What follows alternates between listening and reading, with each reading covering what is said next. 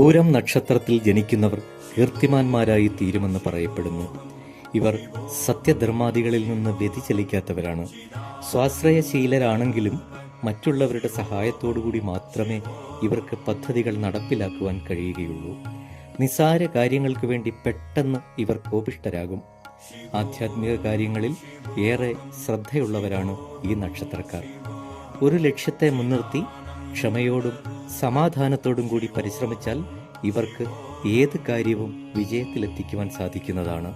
എല്ലാ കാര്യത്തിലും അവരുടേതായ ഒരു കുലീനത്വം ഇവർ വെച്ച് പുലർത്തും.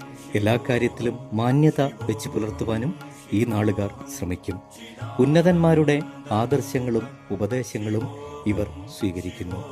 ഒരേ സമയത്തു തന്നെ ഇവർ കോപവും വെറുപ്പുമൊക്കെ പ്രകടിപ്പിക്കുമെങ്കിലും അടുത്ത നിമിഷം തന്നെ മധുരോദാരമായി പെരുമാറുകയും ചെയ്യും.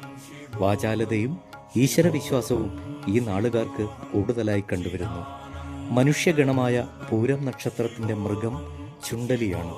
പക്ഷി ചകോരം, വൃക്ഷം പ്ലാവ്, രത്നം മാണിക്യം, ദേവത സൂര്യൻ.